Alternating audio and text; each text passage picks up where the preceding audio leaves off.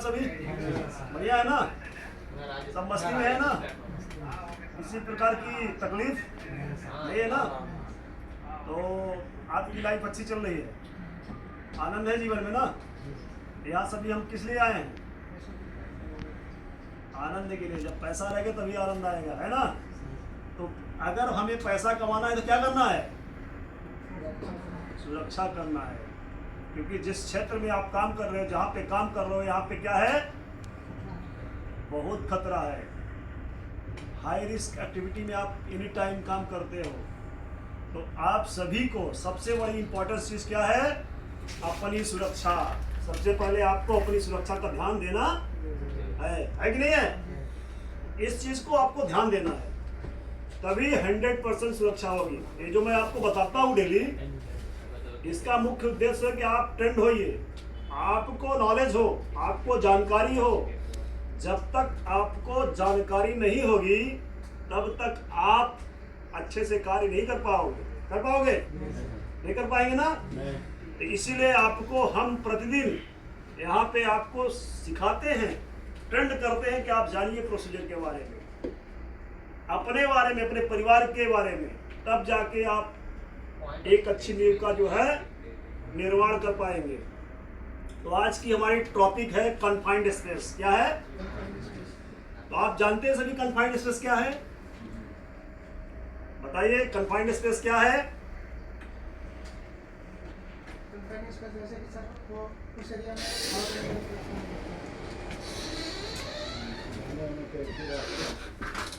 तो confined space चलिए बताता हूं। तो कन्फाइंड स्पेस का सबसे मेन इंपॉर्टेंट चीज है जहां पे आने जाने का एक ही रास्ता हो। जिसे इन्होंने बताया कि जहां limited number of access and egress हो, है ना? आने जाने का रास्ता एक ही हो, और वो ह्यूमन ऑक्यूपेंसी के लिए, कंटिन्यूअस काम करने के लिए नहीं बनाया गया है। ह्यूमन आदमी के लिए काम करने के लिए नहीं बनाया गया है ना? उसे क्या बोलते हैं? कन्फाइंड स्पेस में बोलते हैं। अब कन्फाइंड स्पेस कभी आप लोग देखे हैं? क्या क्या होता है कन्फाइंड स्पेस में? जैसे आपका बॉयलर ड्रम हो गया, साइलो हो गया, जो हैवी पाइप्स हो गई, जहां पे काम करना, डक्ट हो गया, देखे नहीं देखे, सनपीट हो गई, जहां पे आपको लगता है कि यहाँ पे ऑक्सीजन या तो ज्यादा होगी या वहां पे हाइड्रोजन सल्फाइड जो गैस है, एक्सप्लोजिव गैसें भी हो सकती है अंदर में, जो ब्लास्ट करती हैं, है ना? या फिर कार्बन मोनोऑक्साइड जहरीली गैस भी हो सकती है अंदर में, टॉक्सिक गैस जिसको आप बोलते हो, टॉक्सिक गैसेस भी हो सकती है। या फिर आप देखोगे तो हाई फ्लेमेबल आइटम, कुछ सबस्टेंस भी हो सकते हैं, है ना? जिसे पेंट हो, आप गए तुरंत हॉट वर्क चालू कर दे, क्या होगा? वो ब्लास्ट होगा। तो हो सकता है कि आपको वहां पे फ्लेमेबल आइटम भी हो। तो इसीलिए कभी भी कहीं भी आप कन्फाइंड स्पेस में, जो सबसे बड़ा हैजार्ड क्या है? इनरिचमेंट ऑफ, जो हो सकता है कि ऑक्सीजन जो है ज्यादा भी हो सकती है और कम भी हो सकती है, टॉक्सिक गैसेस हो सकती है, और फ्लेमेबल आइटम्स भी हो सकते हैं, हाई फ्लेमेबल, है ना?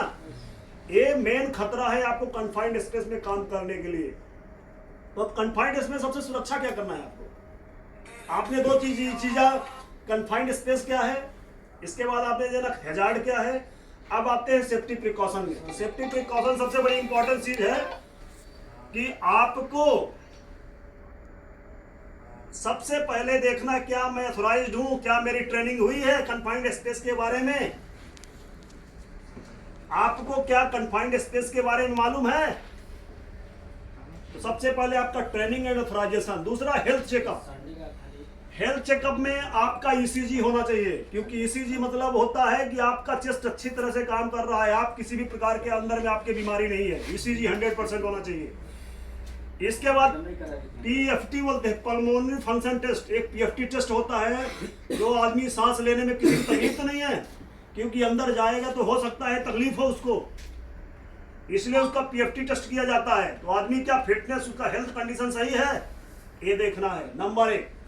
इसके बाद परमिट है। काम करने से पहले क्या परमिट लिए हैं आप? जी में एक सबसे बड़ा इंपॉर्टेंट रूल है, पावरा है, पावरा में साइन किए हैं आप। पावरा का जो मेन हैजार्ड है कन्फाइंड स्पेस का, उसमें टिक किया, क्या वो वहां पे कंप्लायंस है उसका? आपको सबसे पहले। दूसरी बात, आप काम करने जा रहे हो तो क्या वहां पे ऑक्सीजन मॉनिटर किया गया है? ऑक्सीजन लेवल चेक किया गया है?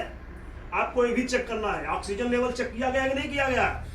20 कितना होना चाहिए आप लोगों को मालूम है? 19.5 23 यस करेक्ट है ना। तो हमें क्या है 23, जो हमारा है 23 से लेके 90 बिलो जो है बिलो 9.5 से लेके 19.5 से लेके 23.5 के बीच में होना चाहिए। अगर इसके बीच में रहेगा तो 100% आप काम कर सकते हो, क्योंकि वो नॉर्मल एयर है जो हम लोग ले रहे हैं अभी प्रेजेंट में। इस चीज को आपको ध्यान देना है। कहीं भी अगर काम कर रहे हैं कन्फाइंड स्पेस में, इस चीज को सबसे इंपॉर्टेंट देखना कि ऑक्सीजन लेवल सही है वहां पे। ऑक्सीजन लेवल, इसके बाद वेंटिलेशन। अगर हो सकता है कि वहां पे क्या है कि जहरीली गैस हो सकती है या हवा की कमी हो सकती है, तो आपको क्या करना, वेंटिलेशन लगाना पड़ेगा। वेंटिलेशन मतलब जो बाहर की हवा को, शुद्ध हवा को अंदर करता है और अंदर की हवा को क्या करता है, बाहर करता है। उसको भी आपको विशेष ध्यान देना है कि क्या वेंटिलेशन वहां लगा हुआ है, ठंड हवा आ रही है और जो टॉक्सिक्स जितने भी गैसेस या जितने भी हवाएं वो बाहर निकल रही नहीं निकल रही प्रॉपर। ये भी आपको 100% चेक करना है। किसके द्वारा चेक करोगे आप? तो आपको मल्टी गैस डिटेक्टर आता है। मल्टी गैस डिटेक्टर जब आप देखोगे तो उसमें बताता है कि आपका देखोगे लोअर एक्सप्लोजिव लिमिट क्या है, कितना है, 0 है। इसके बाद कार्बन मोनोऑक्साइड कितना है, H2S कितना है ना, ऑक्सीजन लेवल कितना है। उससे आपको पता चलता है कि हाँ यहाँ पे अभी हम काम कर सकते हैं, यहाँ किसी भी प्रकार की कोई दिक्कत नहीं है। इसके बाद आपके पास अटेंडर होना चाहिए जो एंट्री इन एंड आउट करे, इन एंड आउट करे। भाई हम जा रहे हैं, उस बंदे का प्रॉपर रिकॉर्ड होना चाहिए कि भाई ये बंदर इस इतने समय में ये बाहर निकला है, फिर इतने समय में अंदर गया है। तो जो अटेंडर रहेगा, अटेंडर का काम है कि उस क्षेत्र में हो, उसी जगह पे रहेगा एनी टाइम। हर आदमी अंदर जाएगा बाहर जाएगा, उसको पूरा तरह से उसमें साइन कराएगा और एंट्री इन एंड आउट का उसका पूरा रजिस्टर मेंटेन करेगा। फायर वॉचर होना चाहिए जिसका काम रहेगा फायर वॉच करना है अंदर में। रेस्क्यू टीम रहना एनी टाइम। अगर कंफाइंड स्पेस में काम कर रहे हैं तो आपको रेस्क्यू टीम 100% होना चाहिए। अगर रेस्क्यू टीम नहीं रहेगी तो क्या होगा, इन केस ऑफ इमरजेंसी आप कंट्रोल नहीं कर पाओगे, क्योंकि हमारे पास 2 चीज होना चाहिए। नंबर 1, रेस्क्यू टीम भी होना चाहिए, रेस्क्यू इक्विपमेंट भी होना चाहिए, तभी हम रेस्क्यू कर सकते हैं, है ना। इस चीज को भी आपको ध्यान देना है कि रेस्क्यू इक्विपमेंट्स और रेस्क्यू टीम जो ट्रेंड होना चाहिए, आदमी वहां पे अवेलेबल एनी टाइम होना चाहिए। इस चीज को आपको ध्यान देना है। कहीं भी अगर आप काम करते हो कन्फाइंड स्पेस में, ये आपके दिमाग में होना चाहिए। और किसी भी प्रकार की अगर आपको लगता है कन्फाइंड स्पेस के बारे में आपको नॉलेज नहीं, आपके अंदर में घुटन जाने के बाद फौरन तुरंत आप आइए, बाहर रेस्ट करिए 15 मिनट, इसके बाद जाइए। इस प्रकार से आपका जो है सिस्टम चलना चाहिए, है ना। तो क्योंकि अगर कंटिन्यूअस काम करेंगे तो हो सकता है थकान आए, थकान के कारण जो है तो आपको प्रॉब्लम हो सकती है। इसलिए आप आइए, बाहर आइए, थोड़ा पानी पीजिए, लेकिन ध्यान रखिएगा इन एंड आउट जरूर करिए। जब इन जाते हैं तब भी रजिस्टर में साइन करना है, बाहर आते हैं तब भी आपको करना है। सुपरवाइजर का विजिलेंस प्रॉपर होना चाहिए। जो सुपरवाइजर उसको एनी टाइम टीम के ऊपर जो है तो फोकस होना चाहिए कि भाई हमारा ये काम चल रहा है, यहाँ पे चल रहा है। इस चीज को भी हमें ध्यान देना अनिवार्य है। तो इस चीज को आप सदैव ध्यान में रखेंगे तभी 100% सुरक्षा हो पाएगी। एक कन्फाइंड स्पेस का सबसे इंपॉर्टेंट पार्ट होता है ना। तो कहीं भी अगर आप काम करते हैं इस चीज को आपको ध्यान देना है, क्योंकि घर में आपका कोई इंतजार कर रहा है। ध्यान रखिएगा, आप किसके लिए यहाँ कमा रहे हो? परिवार के लिए ना। परिवार की जिम्मेदारी किसके पास है? आपके ऊपर है। तो परिवार आपकी जिम्मेदारी है, क्योंकि जब आप यहाँ से अच्छे स्वस्थ तरीके से कमाओगे तभी आपका परिवार, बाल बच्चे सब खुश रहेंगे। इस चीज को दिमाग में ध्यान रखिएगा।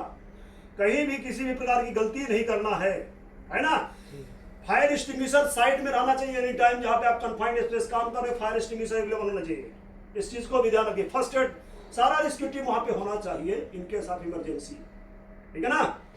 ओके, थैंक यू, धन्यवाद। आपका सभी का दिन अच्छा हो।